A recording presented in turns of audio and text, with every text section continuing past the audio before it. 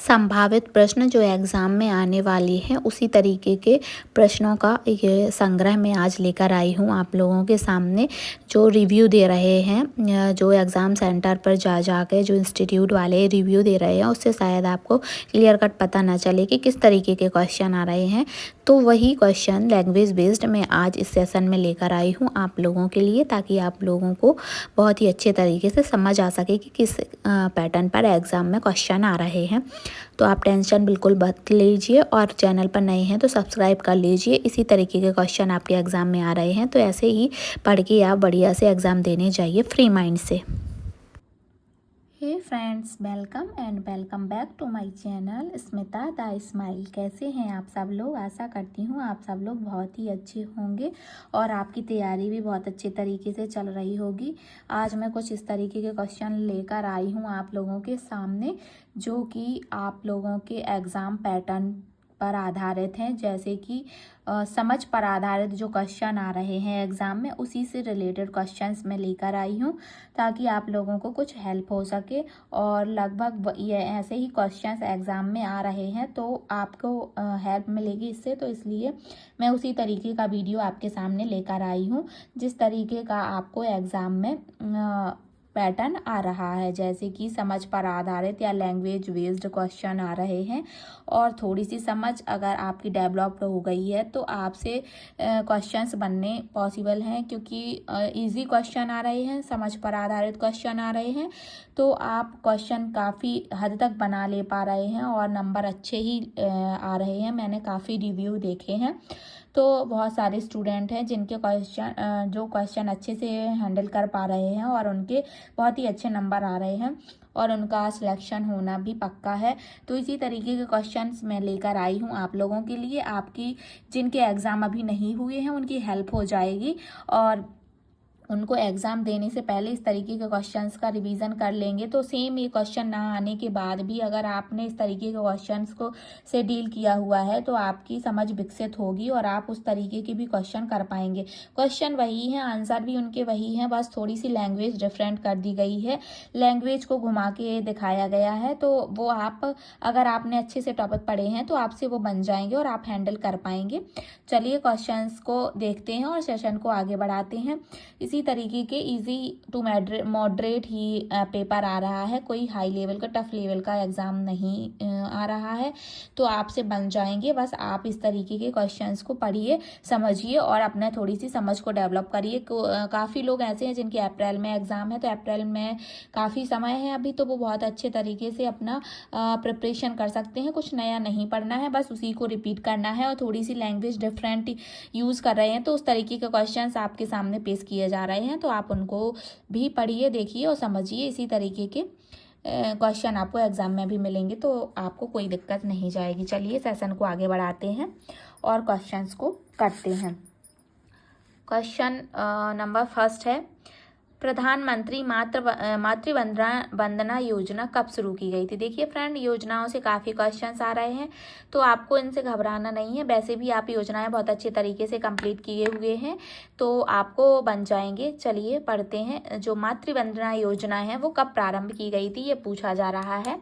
तो इस योजना में थोड़ा सा इसका डिटेल भी पढ़ लेते हैं। वैसे आप सब लोग पढ़ चुके होंगे इसका डिटेल भी, पर चलिए कुछ जो भी अगर आज इन लोगों ने नहीं पढ़ा है तो वो भी देख लेंगे इसमें। तो जो मातृ वंदना योजना है वो कब प्रारंभ की गई थी? 1 जनवरी 2017 को, 12 जनवरी 2017 को, 17 जनवरी 2018 को या फिर 15 जनवरी 2018 को। तो फ्रेंड्स बताना है आपको कि जो मातृ वंदना योजना है वो कब स्टार्ट की गई थी। तो इसका राइट आंसर हो जाएगा ऑप्शन ए, 1 जनवरी 2017 को मातृ वंदना योजना स्टार्ट की गई थी। और जो मातृ वंदना योजना है उसमें 5,000 की राशि दी जाती है, 5,000 की, और ये 3 इंस्टॉलमेंट में दी जाती है, first, second and third. First 1,000 rupees, फिर सेकंड 2,000 और फिर थर्ड में भी 2,000 दिए जाते हैं। 3 इंस्टॉलमेंट में ये दी जाती है। फर्स्ट दी जाती है जब गर्भावस्था का पंजीयन हो जाता है तब दी जाती है, गर्भावस्था के पंजीयन पर। और सेकंड दी जाती है, फिर उसके बाद थर्ड दी जाती है शिशु के का जब पंजीकरण हो जाता है सारे टीका लगने के बाद तब दी जाती है। तो इस तरीके के तीन इंस्टॉलमेंट में ये राशि दी जाती है और इसका मेन उद्देश्य मातृ मृत्यु दर को कम करना और शिशु मृत्यु दर को कम करना है और ये सबसे पहले मध्य प्रदेश में लागू की गई थी। तो चलिए इसका उद्देश्य जो है मातृ एवं शिशु मृत्यु दर को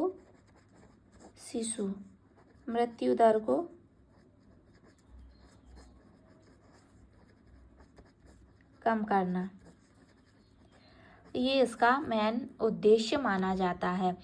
तो इसी उद्देश्य से ये योजना लागू की गई थी। प्रॉपर इंस्टॉलमेंट के साथ इसकी राशि दी जाती है। तो ये क्वेश्चन आपको अच्छे से समझ में आ गया होगा। इससे रिलेटेड जो 1-2 क्वेश्चंस और बनेंगे वो मैंने बता दिए हैं आपको। चलिए नेक्स्ट क्वेश्चन पे बढ़ते हैं। नेक्स्ट क्वेश्चन है, लंबे समय तक रहने वाला हठी खांसी जुखाम, हठी का मतलब जो कि मिटता ही नहीं है, काफ़ी टाइम तक बना रहता है, आसानी से नहीं मिटता, तो उसको हठी खांसी जुकाम की श्रेणी में रख रहे हैं। ये लोकल लैंग्वेज यूज़ कर रहे हैं। इसी तरीके की लैंग्वेज चेंज करके एग्ज़ाम में आ रही है। तो डायरेक्ट ना पूछकर थोड़ा सा लैंग्वेज का चेंज किया गया है। तो वो ऐसे लग रहे हैं जैसे समझ पे आधारित क्वेश्चन है। बाकी क्वेश्चन यही है, आंसर भी वही है उनका। थोड़ा सा दिमाग लगाकर ही क्वेश्चन पढ़ना है तो आसानी से इसका आंसर बन जाएगा। तो जो लंबे समय तक जो खांसी जुखाम रहता है जिसे एंटीबायोटिक्स द्वारा ठीक नहीं किया जाता, जैसे कि जो सर्दी जुखाम होते हैं उनको नॉर्मल एंटीबायोटिक देने से ठीक हो जाते हैं, पर ऐसा जुखाम जो काफ़ी लंबे समय तक है और हट पकड़े हुए हैं, जाने का नाम नहीं ले रहा है और एंटीबायोटिक से ठीक भी नहीं हो रहा है, तो जो एंटीबायोटिक से ठीक नहीं किया जा सकता है उसको खालिस्तान का संकेत हो सकता है। वह जो आसानी से जा नहीं रहा है उसको वह किसका संकेत हो सकता है, उससे क्या अंदाज़ा लगाया जा सकता है कि ये इससे क्या होगा। तो क्या क्षय रोग या टीबी का संकेत दे सकता है वह, या आम सर्दी जुकाम है या खांसी है या फिर निर्जलीकरण का सूचक माना जाएगा उसको। तो जो पहले ही बता दिया गया है कि हठी खांसी जुकाम है जो आसानी से नहीं जा रहा है, जो एंटीबायोटिक से ठीक नहीं हो रहा है, तो वो आम सर्दी जुकाम तो होगा ही नहीं, ना ही वो आम सर्दी खांसी होगी। और तो इसका राइट आंसर ऑप्शन ए हो जाएगा, क्षय रोग या टीबी का ही वो सिंबल माना जाएगा कि इससे आगे ये बना रहेगा अगर तो क्षय रोग होने का या टीबी होने का अंदेशा बना रहेगा। तो इस तरीके से जो हठी खांसी जुकाम सर्दी जुकाम है वो क्षय रोग का एग्जाम्पल हो जाएगा। तो इसका राइट आंसर ऑप्शन ए हो जाएगा, टीबी, जिसको तपेदिक या वाइट प्लेग के नाम से भी जाना जाता है। तो इसका राइट आंसर ऑप्शन ए हो जाएगा। चलिए नेक्स्ट क्वेश्चन पे बढ़ते हैं। नेक्स्ट क्वेश्चन है, गर्भावस्था में इनमें से किस समस्या का अनुभव होता है। जो गर्भावस्था होती है, जब गर्भावस्था स्टार्ट होती है तो उसमें कौन सी प्रॉब्लम्स हो सकती हैं, इनमें से उबकाई और उल्टियाँ आना, एडिमा की प्रॉब्लम, या उपरोक्त दोनों, या इनमें से कोई नहीं। तो बताना है कि गर्भावस्था में कौन से सिम्टम्स देखने को मिलते हैं। तो इसका राइट आंसर ऑप्शन बी हो जाएगा, उबकाई आना या उल्टियाँ आना, जिसे मॉर्निंग सिकनेस के नाम से जाना जाता है, और एडिमा भी हो जाता है। एडिमा से सूजन आना, बॉडी में थोड़ा हल्का सूजन आना, ये एडिमा का हो जाएगा। तो दोनों ही सिम्टम्स इसमें दिखाई देते हैं। जब प्रेगनेंसी के टाइम पर ये दोनों ही सिम्टम्स दिखाई देना पॉसिबल हो सकता है। किसी को एक चीज़ होती है, किसी को दोनों चीज़ें भी हो सकती हैं और किसी को नहीं भी हो सकता है। तो ये सिम्टम्स प्रेगनेंसी के ही हैं दोनों। तो इसका राइट आंसर ऑप्शन सी हो जाएगा, उपयुक्त दोनों। चलिए नेक्स्ट क्वेश्चन पे बढ़ते हैं। नेक्स्ट क्वेश्चन है, गर्भावस्था में पर्याप्त भार वृद्धि वाली सुपोषित महिलाओं को स्तनपान के आरंभिक 6 महीनों में अपने खाद्य अंतर्ग्रहण में रिक्त स्थान की वृद्धि करनी चाहिए। यानी कि जो महिलाएं हैं जो फीडिंग कराती हैं या धात्री महिलाएं हैं उनके लिए पूछा गया है कि कितनी अतिरिक्त कैलोरी की आवश्यकता होगी। तो जो सिंपल लैंग्वेज में पूछते हैं वही क्वेश्चन है, बस थोड़ा सा लैंग्वेज का डिफरेंस कर दिया गया है। बाकी अगर आपने इनका डिटेल पढ़ा है तो आप आसानी से इन क्वेश्चंस को लगा लेंगे, कोई दिक्कत नहीं जा रही है। खूब अच्छे नंबर आ रहे हैं एग्ज़ाम में लोगों के, काफ़ी लोग तो बहुत ही अच्छे अच्छे नंबर बता रहे हैं। रिव्यू के जब मैंने देखा, काफ़ी संस्थाओं ने, इंस्टीट्यूट ने अपना रिव्यू डाला हुआ है, रिव्यू शेयर किया हुआ है, तो उन्हीं का मैंने जो देखा हुआ है उसी में बता रही हूँ कि काफ़ी लोगों के बहुत अच्छे नंबर बन रहे हैं। तो एग्ज़ाम इतना भी हाई लेवल का नहीं आ रहा है, बस थोड़ा सा लैंग्वेज का अंतर है। तो समझ पर आधारित ही क्वेश्चन आ रहे हैं, और जिनकी समझ डेवलप हो गई है, जिनने 8-10 महीने, 1 साल 2 साल प्रिपरेशन करी है, वो बहुत ही अच्छे तरीके से कर पाएंगे। और जो 8-10 दिन भी प्रिपरेशन कर रहे हैं उनके भी नंबर ठीक ठाक आ रहे हैं। बाकी सिलेक्शन के लिए श्योरिटी नहीं है, तो इसके लिए कोई भी एग्ज़ाम हो, अब एग्ज़ाम में 10 दिन पढ़ने से कुछ नहीं होता है। काफ़ी लंबे समय से जो प्रिपरेशन करते रहते हैं, कंटिन्यूटी बनाए रखते हैं, उन्हीं का सिलेक्शन होता है और वही सिलेक्शन ले पाते हैं। तो इस तरीके के जो लोग हैं वो बहुत ही आसानी से इन क्वेश्चंस को डील कर पा रहे हैं। चलिए, तो इसमें बताना है कि जो धात्री महिलाएं जो 6 मंथ के बेबी को फीडिंग कराती हैं, उनको कितनी एक्स्ट्रा कैलोरी की आवश्यकता होती है। 900 किलो कैलोरी पर डे की, 600 किलो कैलोरी पर डे, या फिर 700 किलो कैलोरी पर डे, या फिर 800 किलो कैलोरी पर डे। तो जो धात्री महिलाएं हैं उनको पता ही है, ये क्वेश्चन बहुत ही डिटेल में पढ़ चुके हैं, और ये कैलोरी से रिलेटेड या फिर ऊर्जा से रिलेटेड इस तरीके के क्वेश्चन, प्रोटीन से रिलेटेड अच्छे तरीके से चार्ट के द्वारा प्रिपरेशन कर ली है इसकी, तो बहुत ही अच्छे से बन रहे हैं ये क्वेश्चन। तो ये सिंपल सा ही क्वेश्चन है, थोड़ा सा लैंग्वेज बढ़ा चढ़ा के बोल दिया गया है। तो ये इसमें 600 किलो कैलोरी एक्स्ट्रा कैलोरी की आवश्यकता होती है पर डे धात्री महिला को, और जो प्रेग्नेंट लेडी होती हैं उनका थोड़ा सा अलग होता है, थोड़ा कम होता है, और इसमें भी अंतर होता है। 6 महीने और 1 साल वाले में अलग अलग होती है। तो इसका डिटेल में बना चुके हैं, पहले भी जो सेशन दिए गए हैं उनमें भी बता चुके हैं, और आप लोग भी इसका डिटेल अलग से पढ़ चुके होंगे। तो अभी तो सीधा क्वेश्चन और आंसर पर ही चलते हैं। और जो मुझे लगता है कि ये थोड़ा नया क्वेश्चन है, इसके बारे में शायद थोड़ा सा आपने नॉलेज ना हो, या हो भी तो मुझे लगा, तो मैंने उनका थोड़ा सा डिटेल बता दिया है। बाकी सारे क्वेश्चन और आंसर ही कर रहे हैं, थोड़ा सा लैंग्वेज पर आधारित क्वेश्चन लेकर आई हूँ, जैसे कि क्वेश्चन एग्जाम में आ रहे हैं, बस उसी को मैं बताना चाह रही थी कि इस तरीके के क्वेश्चन आ रहे हैं, तो घबराना नहीं है। वही क्वेश्चन है जो आपने पढ़ लिए है, वही डिटेल है, बस थोड़ा सा लैंग्वेज चेंज किया गया है, बाकी कुछ नहीं है। तो इसका राइट आंसर ऑप्शन बी हो जाएगा। 600 किलो कैलोरी पर डे के अकॉर्डिंग धात्री महिला को लेनी चाहिए, जो फीडिंग कराने वाली लेडी हैं उनको। चलिए नेक्स्ट क्वेश्चन पे पढ़ते हैं। नेक्स्ट क्वेश्चन है, पीयूष या कोलेस्ट्रॉम के विषय में इनमें से क्या सत्य है, तो बताना है।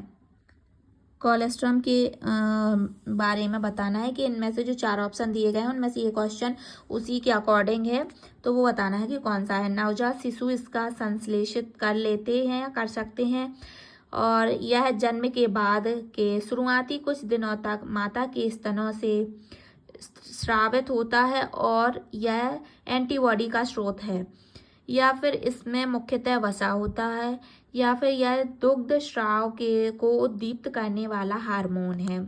तो जो कोलेस्ट्रॉम है उसके लिए बताना है कि इनमें से कौन सा राइट आंसर होगा। तो इसका राइट आंसर ऑप्शन बी हो जाएगा। ऑप्शन बी राइट आंसर हो जाएगा। यह जन्म के बाद के शुरुआती कुछ दिनों तक माता के स्तनों से स्रावित होता है, और यह एंटीबॉडी का स्रोत है।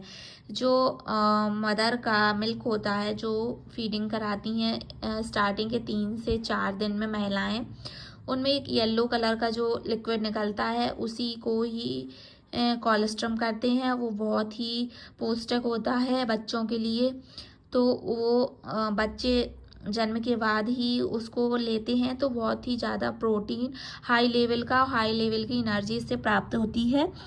तो ये बच्चों के लिए, शिशु के लिए बहुत ही महत्वपूर्ण होता है। इसलिए कहा जाता है कि 6 मंथ तक तो मिनिमम फीडिंग करानी ही चाहिए बच्चे को, तो उसी से ही बच्चे को ये प्राप्त हो जाता है। तो इसका राइट आंसर ऑप्शन बी हो जाएगा।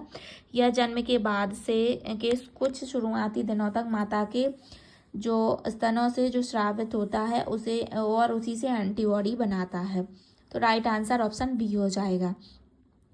चलिए नेक्स्ट क्वेश्चन पे पढ़ते हैं। नेक्स्ट क्वेश्चन है, जिन वृद्ध व्यक्तियों के पास भोजन की सीमित पहुंच होती है, जो अकेले रहते हैं, जिनकी आय कम होती है और जिनके पास परिवहन की खराब सुविधाएं होती हैं, वे खालिस्तान के प्रति असुरक्षित होते हैं। यानी जो बुजुर्ग व्यक्ति हैं, जो वृद्ध हो चुके हैं और जिनके पास खाने पीने की पर्याप्त सुविधाएं नहीं हैं, भोजन की सीमित पहुँच, यानी उनके पास पर्याप्त भोजन नहीं मिल पा रहा है उनको, और वो अकेले रहते हैं, कोई देने वाला भी नहीं है और उनके पास कोई इनकम भी नहीं है जिससे कि वो अपनी पोषण तत्व प्राप्त कर सकें, और जिनके पास ना ही कोई आने जाने की सुविधाएं हैं, तो उनको किस प्रकार की असुरक्षा रहती है वो पूछा जा रहा है। प्रोटीन और ऊर्जा को पोषण रहता है उनके पास, या फिर ऊर्जा को पोषण, या फिर प्रोटीन को पोषण, और इनमें से कोई नहीं पूछा जा रहा है। तो ऐसे व्यक्ति जिनको कोई भी सुविधाएं नहीं रहती हैं, जिनके पास, जो अपना जीवन काट रहे होते हैं, तो उनके लिए प्रोटीन और ऊर्जा दोनों ही को पोषण उनमें हो सकता है। तो वो प्रोटीन और ऊर्जा दोनों ही से वो सुरक्षित नहीं रहते हैं, असुरक्षित रहते हैं। तो इसका राइट आंसर ऑप्शन ए हो जाएगा। ऑप्शन ए है प्रोटीन और ऊर्जा। ठीक है, तो इस तरीके का आज लैंग्वेज आधारित क्वेश्चन मैं लेकर आई हूँ। जिस तरीके के एग्ज़ाम में क्वेश्चन आते हैं और आ रहे हैं, जितने भी अभी जितने शिफ्ट में एग्ज़ाम हो गया है, सारी का एनालिसिस मैंने देखा है, सारे बच्चों के मैंने वीडियो देखे हुए हैं जो कि अलग अलग इंस्टीट्यूट द्वारा डाले गए हैं, जो कि एग्ज़ाम सेंटर पर जाकर ही रिव्यू ले रहे हैं। तो उनके मैंने देखे हैं, तो समझ पर आधारित ही क्वेश्चन आ रहे हैं, लैंग्वेज बेस्ड क्वेश्चन आ रहे हैं और बहुत ही आसानी से बच्चे डील कर ले रहे हैं। थोड़ा सा मैंने देखने के लिए और दिखाने के लिए, आप लोगों को नॉलेज हो जाए उसके लिए ये वीडियो बना के प्रिपेयर किया हुआ है, ताकि आप लोगों को समझ में आ जाए कि किस तरीके के क्वेश्चन आ रहे हैं। कुछ बच्चे ऐसे होते हैं जिनको रिव्यू से समझ में नहीं आ पाता है, क्योंकि बच्चों को क्लियर कट क्वेश्चन याद नहीं रहते हैं, इतने सारे क्वेश्चन रहते हैं, इतना प्रेशर रहता है कि बच्चे भूल जाते हैं कि किस तरीके के क्वेश्चन आ रहा, तरीका उनको याद रहता है पर कैसा क्वेश्चन सेम आ रहा है वो उतने अच्छे तरीके से याद नहीं रह पाते हैं। तो इस तरीके के लैंग्वेज बेस्ड क्वेश्चन कुछ मैं लेकर आ गई हूँ आप लोगों के लिए, ताकि आपको समझ आ सके कि किस तरीके का एग्जाम में क्वेश्चन आ रहे हैं। चलिए वीडियो में आगे बढ़ते हैं, सेशन को आगे बढ़ाते हैं, कुछ और क्वेश्चन करते हैं और इन्हीं के क्वेश्चन को आप रिपीट कर लीजिए और इसी तरीके के क्वेश्चन आपको एग्जाम में भी मिलेंगे। तो आपको घबराने की कोई ज़रूरत नहीं है, बढ़िया आसानी से आप बढ़िया रिवीजन करिए और अपना एग्ज़ाम देने जाइए, कोई दिक्कत नहीं है। जिनका अप्रैल में एग्ज़ाम है उनके पास थोड़ा सा और टाइम है, तो थोड़ा सा ही चेंजेस होगा, बाकी कुछ अंतर पड़ने वाला नहीं है, 19-20 का ही चेंजेस होगा। मैंने काफ़ी एग्ज़ाम दिए हुए हैं, मुझे पता है कि कितना ही अंतर होता है, लगभग थोड़ा बहुत ही अंतर होता है, टॉपिक वही रहते हैं, क्वेश्चंस थोड़े से हार्ड हो जाते हैं या फिर इजी हो जाते हैं, वो अपने शिफ्ट के अकॉर्डिंग लगता है। तो उसके लिए नॉर्मलाइजेशन की प्रोसेस भी की जाएगी कि जिनका हार्ड लेवल का क्वेश्चन आएंगे जिनकी शिफ्ट में, तो उनको थोड़ा सा नॉर्मलाइजेशन से प्रॉफिट हो जाएगा, बाकी कोई प्रॉब्लम नहीं है। चलिए सेशन को आगे बढ़ाते हैं और अपने क्वेश्चंस जो कुछ भी रह गए हैं उनको और कर लेते हैं कि इसी तरीके के क्वेश्चन आएंगे। चलिए नेक्स्ट क्वेश्चन पर बढ़ते हैं और नेक्स्ट क्वेश्चन इस तरीके के काफ़ी सारे क्वेश्चंस मैं आज आपके लिए लेकर आई हूँ, तो आप वीडियो को स्किप मत करिए, बढ़िया तरीके से सेशन को ज्वाइन करिए और क्वेश्चंस को सॉल्व करिए। सुबह की उपकारियों से राहत देने में आहारित हस्तक्षेप में क्या होना चाहिए? जो सुबह यानी प्रेगनेंसी के टाइम पर जो मॉर्निंग सिकनेस होती है या फिर जो सुबह उल्टियाँ आती हैं वो ना आए, उसके लिए क्या देना चाहिए, ये पूछा गया है। बस यही लैंग्वेज का खेल है। थोड़ी सी लैंग्वेज इस तरीके से कर दी गई है घुमा के कि बच्चों को लग रहा है कि क्वेश्चंस इजी नहीं है, बाकी क्वेश्चन इजी है, वही क्वेश्चन है, थोड़ी सी लैंग्वेज का फ़र्क पड़ रहा है। बाकी जिसने अच्छे तरीके से प्रिपरेशन की है उनको कोई प्रॉब्लम नहीं जा रही है। तो बस यही है जो मैंने इसको ईजी लैंग्वेज में आपको बता दिया है, बाकी लैंग्वेज यही है। तो बताना है कि जो मॉर्निंग टाइम पे जो उल्टियाँ आती हैं प्रेग्नेंट लेडी को, उसको कम करने के लिए क्या देना चाहिए? सूखे कार्बोहाइड्रेट खाद्य पदार्थ देना चाहिए, या एंटासिड प्रतिअम्ल देना चाहिए, या फिर अंतःशिरीय तरल, या इसको इंट्रावीन्स बोलेंगे, या फिर कम सोडियम वाला आहार देना चाहिए। तो जो इसका राइट आंसर है वो ऑप्शन ए हो जाएगा, सूखे कार्बोहाइड्रेट खाद्य पदार्थ देने चाहिए। तो इससे मॉर्निंग सिकनेस या उल्टियाँ होने की थोड़ी सी कम संभावना हो जाएगी। बाकी ये प्रेगनेंसी के सिम्टम्स हैं, तो ये बने रहेंगे तो कोई भी प्रॉब्लम नहीं है। ये बने भी रहते हैं, किसी को 9 मंथ तक ही चलते हैं, किसी को 3 मंथ तक चलते हैं। बाकी इनकी सबके अपने अपने टर्म्स एंड कंडीशंस होते हैं, कोई प्रॉब्लम वाली बात नहीं है। इनको हल्का फुल्का ये चीज़ें देकर कम किया जा सकता है। तो इसका राइट आंसर ऑप्शन ए हो जाएगा, सूखे कार्बोहाइड्रेट खाद्य पदार्थ। चलिए नेक्स्ट क्वेश्चन पे पहुँचते हैं और नेक्स्ट क्वेश्चन को सॉल्व करते हैं। जो NS फर्स्ट है या NS1 है, जो NS1 टेस्ट है, शायद आपको अच्छे से समझ में नहीं आ रहा तो मैं फिर से लिख देती हूँ। NS1 लिखा हुआ है। जो NS1 टेस्ट है वो किस बीमारी में किया जाता है? NS1 टेस्ट डेंगू में किया जाता है, TB में, या फिर एड्स में, या फिर मलेरिया में। तो बताना है जो NS1 टेस्ट है वो सीधा सीधा ही ये क्वेश्चन है। इस तरीके के क्वेश्चन भी कुछ आ रहे हैं, ऐसा नहीं है कि इस तरीके का क्वेश्चन नहीं आ रहे हैं। कट टू कट क्वेश्चन भी आ रहे हैं और बाकी लैंग्वेज वाले क्वेश्चन भी आ रहे हैं, तो दोनों ही आपको आसानी से डील कर लेना है। तो NS1 टेस्ट डेंगू में किया जाता है। जो डेंगू की जांच करने के लिए जो टेस्ट किया जाता है उसका नाम NS1 टेस्ट है। तो चलिए नेक्स्ट क्वेश्चन पर बढ़ते हैं। नेक्स्ट क्वेश्चन है, पहली तिमाही में सिंड्रोम देखा जाता है। जो फर्स्ट ट्राइमेस्टर होता है उसमें कौन सा सिंड्रोम देखा जाता है? Down syndrome, Edwards syndrome, Patau syndrome, या फिर उपयुक्त सभी, यानी ये तीनों सिंड्रोम ही देखे जाते हैं। तो जो फर्स्ट ट्राइमेस्टर होता है उसके बाद उसमें जो सिंड्रोम देखा जाता है वो है ऑप्शन डी। ये तीनों ही सिंड्रोम देखे जाते हैं। डाउन सिंड्रोम भी फर्स्ट ट्राइमेस्टर में देख सकते हैं, एडवर्ड्स सिंड्रोम और पटाऊ सिंड्रोम, तीनों ही सिंड्रोम फर्स्ट ट्राइमेस्टर में देखने को मिल सकते हैं। तो इसका राइट आंसर ऑप्शन डी हो जाएगा, उपयुक्त सभी। राइट आंसर ऑप्शन डी हो जाएगा। चलिए नेक्स्ट क्वेश्चन पे बढ़ते हैं। नेक्स्ट क्वेश्चन है, निपाह वायरस मनुष्यों में, नेक्स्ट क्वेश्चन पर बढ़ते हैं और नेक्स्ट क्वेश्चन है, निपाह वायरस मनुष्यों में खालिस्तान द्वारा फैलता है। जो निपाह वायरस है वो मनुष्यों में किसके द्वारा फैलता है? जानवरों द्वारा, मनुष्यों द्वारा, या फिर गाय द्वारा, सुअर द्वारा, या फिर गधे के द्वारा फैलता है, या फिर कुत्तों के द्वारा फैलता है। तो बताना है कि जो निपाह वायरस है वो मनुष्यों में किसके द्वारा फैलता है। निपाह वायरस फैलने का जो है वो पूछा जा रहा है कि किसके द्वारा फैल सकता है। तो गाय द्वारा नहीं फैलेगा, ये सुअर द्वारा फैलता है। तो इसका राइट आंसर ऑप्शन बी हो जाएगा, सुअर द्वारा निपाह वायरस मनुष्यों में फैलता है। राइट आंसर ऑप्शन बी हो जाएगा। चलिए नेक्स्ट क्वेश्चन पे बढ़ते हैं। नेक्स्ट क्वेश्चन है, कौन सी ग्रंथि कॉर्टिसोल का उत्पादन करती है? जो कॉर्टिसोल है उसका उत्पादन कौन सी ग्रंथि करती है, जिससे अक्सर मनुष्यों में तनाव हार्मोन्स के रूप में जाना जाता है? जिसे अक्सर मनुष्यों को में तनाव हार्मोन्स के रूप में जाना जाता है। यानी जो तनाव हार्मोन है उसके वो किस ग्रंथि के कारण मनुष्यों में उत्पन्न होता है? तो और जो तनाव हार्मोन है वो कॉर्टिसोल के कारण होता है। बस किस ग्रंथि के द्वारा यह उत्पन्न किया जाता है वह पूछा जा रहा है। तो अग्नाशय द्वारा, पीयूष ग्रंथि द्वारा, थायराइड ग्रंथि द्वारा, या फिर अधिवक्र जिसे एड्रिनल ग्लैंड के नाम से भी जाना जाता है।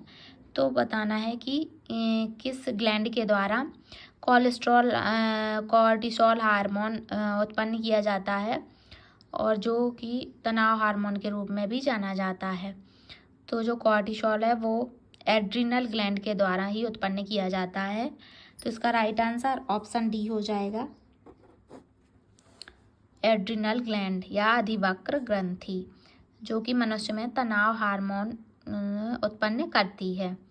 चलिए नेक्स्ट क्वेश्चन पर बढ़ते हैं। नेक्स्ट क्वेश्चन है, जो फसाई है FSSAI, हाँ फसाई का पूरा नाम पूछा जा रहा है कि पूरा जो फुल फॉर्म है वो क्या है।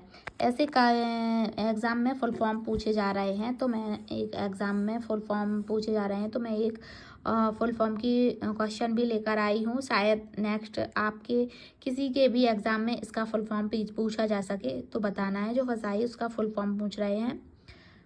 तो option A food supplements and standards authority of India,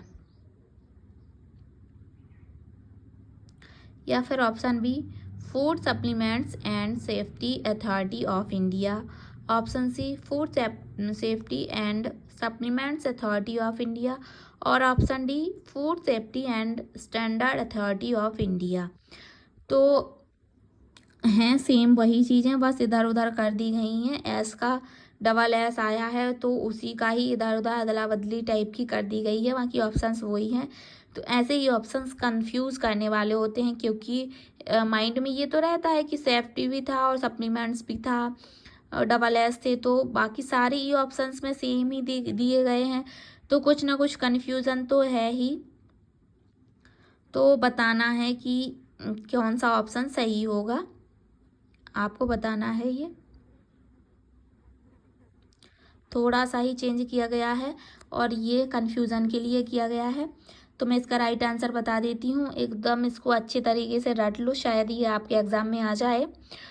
तो जो FSSAI है उसका फुल फॉर्म होगा food safety and standard authority of India, भारतीय खाद्य सुरक्षा एवं मानक प्राधिकरण। इससे अच्छा आप इसको हिंदी में ही याद कर लीजिए, हिंदी का इंग्लिश में ट्रांसलेशन करके आपको इसका फुल फॉर्म आसानी से बन जाएगा। तो ये सिक्योरिटी भी आ जाएगी, सेफ्टी भी आ जाएगी, ये सिक्योरिटी, तो क्योंकि इसमें हिंदी में सुरक्षा दिया गया है, तो इस तरीके से ऑप्शन डी इसका राइट आंसर हो जाएगा, food safety and standard authority of India. चलिए नेक्स्ट क्वेश्चन पे बढ़ते हैं। नेक्स्ट क्वेश्चन है प्लेग का कारण निम्नलिखित में से क्या है। जो प्लेग है उसका कारण पूछा जा रहा है, तो बताना है कि प्लेग का कारण क्या है। Treponema pallidum, Yersinia pestis, Streptococcus Bacillus anthracis. बताना है प्लेग का जो रीजंस हैं प्लेग होने के उसमें क्या है। तो जो एयरसेनिया पेस्टिस है इसके द्वारा ही प्लेग होता है, तो इसका राइट आंसर ऑप्शन बी हो जाएगा। ऑप्शन बी एयरसेनिया पेस्टिस है प्लेग का कारण। तो इस तरीके के क्वेश्चंस आज के सेशन में थे। आई होप आपको बहुत ही अच्छे लगे होंगे और आपको समझ में आया होगा कि किस तरीके के क्वेश्चन जो लैंग्वेज बेस्ड आ रहे हैं एग्ज़ाम में वो किस तरीके के होते हैं। मैंने इस सेशन में यही बताने की कोशिश की है कि आप लोगों को बहुत ही अच्छे तरीके से समझ में आ जाए कि किस तरीके के लैंग्वेज बेस्ड क्वेश्चन सेशन में आ रहे हैं। आप लोगों की तैयारी को बहुत ही अच्छे तरीके से कर ही चुके होंगे और आपको प्रैक्टिस ही करनी है, कुछ नया नहीं पढ़ना है। अप्रैल में जिनका एग्ज़ाम है लास्ट टाइम में उनका थोड़ा सा ज़्यादा टाइम है तो वो कर सकते हैं, थोड़ा कुछ रह गया हो अगर उनका, बाकी मैंने आपको बता दिया है। इसी तरीके के लैंग्वेज बेस्ड क्वेश्चन आपके एग्ज़ाम में आ रहे हैं, तो आपको डरने की कोई बात नहीं है। आपने अगर अच्छे तरीके से पढ़ा है तो आप इसको कर पाओगे। ऐसे ही मोर वीडियो के लिए आप मेरे चैनल को सब्सक्राइब कर लीजिए, फ्रेंड्स के साथ शेयर कर लीजिए और बने रहिए मेरे वीडियो में। मेरे चैनल पर नए हो तो चैनल को सब्सक्राइब कर लीजिए, बेल आइकन प्रेस करना ना भूलिए। इसी तरीके के एग्जाम बेस्ड क्वेश्चन में नेक्स्ट पार्ट लेकर आऊँगी और कुछ मैं इस तरीके के भी क्वेश्चन लेकर आऊँगी जो एग्जाम में अभी आ चुके हैं। कौन कौन से क्वेश्चन आए हैं उसका भी मैं एक मिक्स्ड वीडियो लेकर आऊँगी आप लोगों की हेल्प के लिए। तो बने रहिए मेरे चैनल पर, बेल आइकन प्रेस कर लीजिए नोटिफिकेशन मिलने के लिए और अपने फ्रेंड के साथ करिए। वीडियो पसंद आया हो तो वीडियो को लाइक करिए और बने रहिए मेरे चैनल की सहायता। Thank you for watching. अगर आपको लगे कि आपको ये क्वेश्चंस दोबारा पढ़ने पड़ेंगे तो आपको इन क्वेश्चन का PDF निकलवा के हार्ड कॉपी बनवा लेना है और रिवीजन के लिए।